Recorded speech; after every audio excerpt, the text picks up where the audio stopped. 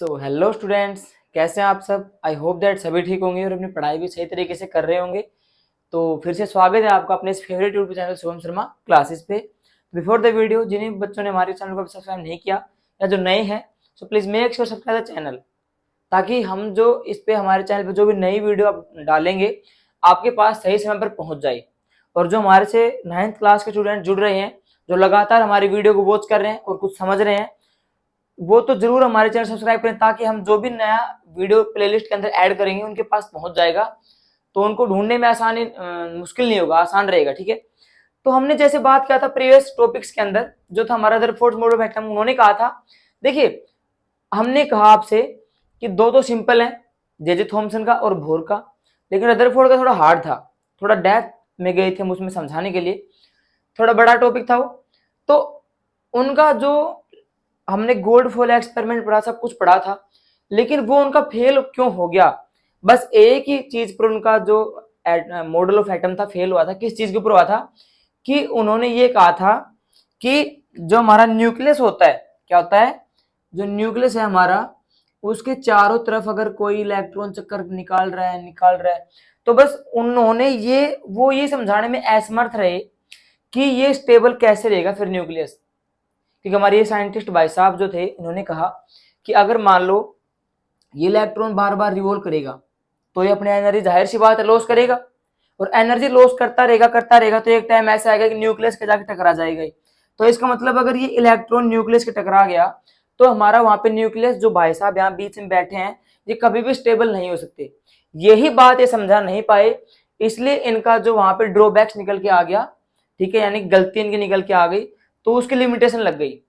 लेकिन अब जो बोर मॉडल ऑफ एटम है, बोर जी ने क्या बताया अपने जो मॉडल ऑफ एटम है इसके अंदर, कि इनके एडवांटेज हो गई, इनकी लिमिटेशन नहीं लगी, इनका बिल्कुल सही था सब कुछ।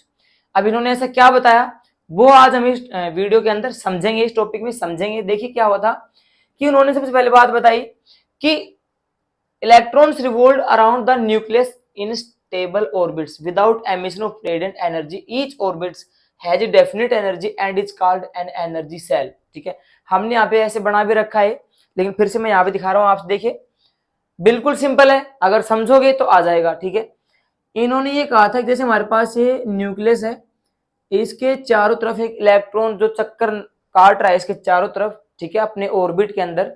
तो इन्होंने ये कहा था कि भाई जो रिवॉल्व कर रहा है ना इलेक्ट्रॉन न्यूक्लियस के चारों तरफ, वो स्टेबल ऑर्बिट्स के अंदर चक्कर निकाल रहा है। यानी कि जो इसका ऑर्बिट है ना, ये ऑर्बिट हम किसे कहते हैं? एक पाथ होता है, जिस पाथ पे एक इलेक्ट्रॉन चक्कर लगाता है, उस पाथ को हम ऑर्बिट कहते हैं। तो जो इलेक्ट्रॉन जो है इसका जो ऑर्बिट है ना, ये वाला, ये इसका ये कह रहा है कि स्टेबल है। तो स्टेबल होगा तो भाई यहीं पे घूमेगा ही, नीचे जाएगा ही नहीं। अगर इसका ऑर्बिट स्टेबल है तो नीचे कैसे जाएगा? कभी नहीं जाएगा। दूसरी बात उन्होंने क्या की यहाँ पे, each orbit has definite energy and is called an energy level या एनर्जी सेल। अब जैसे हमारे पास ये हो गया, के का हो गया पहला ऑर्बिट, एल का हो गया सेकंड ऑर्बिट। इन्होंने ये कहा था कि जितने भी हमारे पास ऑर्बिट है, 1 2 3 4 के एल एम एन, सभी के पास अपनी एक निश्चित क्या होती है, एनर्जी होती है। उसी एनर्जी के ऊपर काम करते हैं। अगर मान लो, इन्होंने पता है एक बात यहाँ पे समझाई थी, तब इनके यहाँ पे ड्रॉबैक्स नहीं आए, एडवांटेज आए। इन्होंने क्या कहा था कि अगर कोई भी जो इलेक्ट्रॉन है ना, वो अपने ऑर्बिट में चक्कर काट रहा है, तो वो वहां पे स्टेबल ऑर्बिट है उसका, वो उसी में चक्कर काटेगा। अगर उसकी एनर्जी लॉस भी हो जाएगी ना, तो भी वो उसी ऑर्बिट के अंदर रहेगा, नीचे नहीं आएगा। ठीक है, ये बात इनकी बिल्कुल सत्य निकली, और इसी आधार पर इनका जो यहाँ पे है कोई भी लिमिटेशन नहीं लगी। सेकंड में बात करें हम, an energy level is design designated as k element cells when the electrons is in the lowest energy level it is said to be a ground state। ठीक है, इसको देखिए। अब इनके आधार से जो हमारे पास है ऑर्बिट है, जैसे के L M N O, K L M N O, P Q R S, कितने में लगा लो आप, के से स्टार्ट करना है आपको। आप ये मत सोचो सर ये के कहां से आ गया, एल कहां से आ गया, नहीं, आपको कंफ्यूज नहीं होना है। के एल एम एन ओ कुछ भी आप कर सकते हो यहाँ पे। ठीक है, ये बस समझने के लिए था। तो यहाँ पे हमारे पास क्या आ रहा है, देखिए इन्होंने ये कहा था कि के एल एम एन, तो इन्होंने इसका नाम रख दिया। उसके बाद इन्होंने क्या कहा था कि देखिए जैसे हमारा के है, ये जो इसका ऑर्बिट है, ये इसकी जो एनर्जी है सबसे कम होगी, फिर उसके बाद में एल वाले की थोड़ी सी बढ़ जाएगी, फिर एम वाले की थोड़ी और बढ़ जाएगी, फिर जो एन आएगा उसकी और बढ़ जाएगी, और इसमें ओ भी आएगा, के एल एम एन ओ, उसकी एनर्जी और ज्यादा बढ़ जाएगी।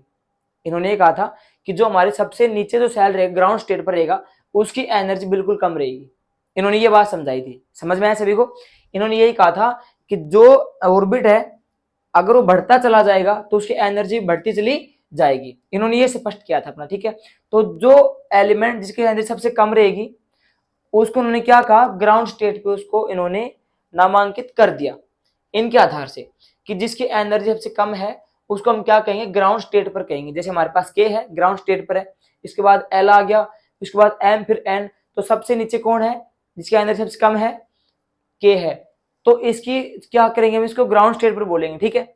उसके बाद हमारे पास क्या आता है, ए इलेक्ट्रॉन एमिट्स और absorb energy when it jumps from one orbit. सबसे मेन चीज है, देखिए ये कह रहा है कि जब एक इलेक्ट्रॉन दूसरे ऑर्बिट के ऊपर जंप लगाता है, यानी कि मान लो भाई हमने वैलेंसी में पढ़ा था कि इलेक्ट्रॉन दे रहे हैं, ले रहे हैं, शेयरिंग कर रहे हैं, तो जब भी इलेक्ट्रॉन है ना अपने खुद के ऑर्बिट से या किसी के ऑर्बिट से जब दूसरे ऑर्बिट पर जंप लगाता है तो एनर्जी या तो वो एमिट्स करेगा या एब्जॉर्ब करेगा, या तो छोड़ेगा या फिर लेगा। ये बात आपने सीखी थी कि इलेक्ट्रॉन जब है वो अगर दूसरे ऑर्बिट पर जा रहा है तो या तो एनर्जी लेगा या फिर एनर्जी को अपने को एमिट्स करेगा, छोड़ेगा, ठीक है। अब बात करेंगे एनर्जी कब तो लेता है और कब छोड़ता है, ये बात करेंगे हम, ठीक है। तो when it jumps from higher energy level to lower energy level, जब एक इलेक्ट्रॉन हाई एनर्जी लेवल से, यानी कि हाई एनर्जी सेल, लेवल को हम सेल बोल रहे हैं यहाँ पे, ठीक है, ध्यान रखिएगा कि जब एक इलेक्ट्रॉन है वो हाई एनर्जी लेवल से यानी कि ऊपर वाले से एन से लोअर वाले तक जाता है यानी कि के पर जा रहा है, तो क्या करेगा, इट एमिट्स एनर्जी, अपनी एनर्जी को क्या करेगा, वो एमिट्स करेगा, छोड़ेगा, उसको एमिट्स कर देगा वो। लेकिन जब वह जंप्स करेगा from lower energy level to higher energy level, के में से जब वो एन पर जाएगा तो वो क्या करेगा, इट एब्जॉर्ब एनर्जी, अब उसको एनर्जी चाहिएगी। देखो सीधी सी बात ये है कि यहाँ पे अगर के जो है ये अगर आगे जाएगा, जैसे मान लो हम पहाड़ पर चढ़ेंगे तो हमें एनर्जी चाहिएगी क्योंकि हम पहाड़ पर चढ़ रहे हैं, लेकिन उतरने के लिए हमें एनर्जी नहीं चाहिए। जैसे वही बात हो गई कि गाड़ी को चढ़ाने के लिए ऊपर हमें एक्सीलरेटर पर पैर रखना पड़ेगा, रेस लगानी पड़ेगी, लेकिन जब गाड़ी को नीचे लाना है तो हम गाड़ी को बंद करके नीचे ला सकते हैं, आराम से आ जाए, कोई दिक्कत नहीं होगी। तो वही बात यहाँ पर है कि ये ट्रिक है सीखने की कि सर जब लोवेस्ट एनर्जी लेवल से कोई इलेक्ट्रॉन हाईएस्ट एनर्जी लेवल तक जाता है तो उसको एनर्जी चाहिए तभी जा सकता है, लेकिन हायर से अगर लोअर तरफ आ रहा है तो उसको एनर्जी नहीं चाहिए। तो ये थे अपने बोर मॉडल्स ऑफ एटम के जो एडवांटेज थे। तो इनका यहाँ पे जो भी इन्होंने अपना मॉडल प्रस्तुत किया था, है ना, प्रपोज किया था, वो इनका बिल्कुल सही निकला। तो सारी बातें बिल्कुल सत्य हैं।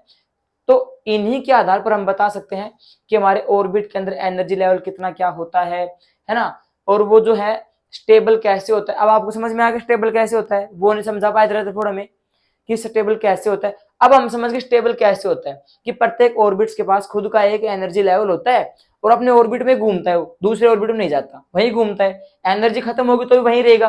तो हमारे पास था बोर मॉडल ऑफ एटम। अब अगले टॉपिक में हम बात करेंगे इसके आगे के टॉपिक्स या कुछ इंपॉर्टेंट टॉपिक उनके बारे में बात करेंगे। तो अब आप लोग क्या करोगे, हमारे पास था इसका इंट्रोडक्शन था, उसको पढ़ लीजिए। इसके बाद हमारे पास आया था इसका J Thomson model of atom, उसके बाद Rutherford's model of atom, gold foil experiment सबसे इंपॉर्टेंट है, पॉपुलर है, उसको आपको पढ़ना है। फिर आज हमारा है बोर्स मॉडल ऑफ एटम। तो जो बच्चे अगर मेरे से परमानेंट पढ़ रहे हैं, लाइव क्लास भी हम लेंगे, लेकिन जो फिलहाल हमारी ऑफलाइन वीडियो जो देख लगातार जो हम अपलोड करते हैं, उन बच्चों के लिए ये सबसे मेन चीजें हैं, अगर वो पढ़ेंगे तो ठीक है। तो मिलेंगे इसके नेक्स्ट टॉपिक में, तब तक के लिए। और हाँ, एक बात बताना भूल गया, हमारे जो इसके 9th क्लास जितने चैप्टर हैं, ठीक है, उनकी मैं जो लिंक है डिस्क्रिप्शन बॉक्स में डाल दूंगा, आप वहां पे उसको जाके चेक कर लेना। और सब्सक्राइब नहीं किया तो सब्सक्राइब कर लेना और अपने क्लासमेट साथ इस चैप्टर को या हमारे चैनल को शेयर करना। तब तक के लिए जय हिंद।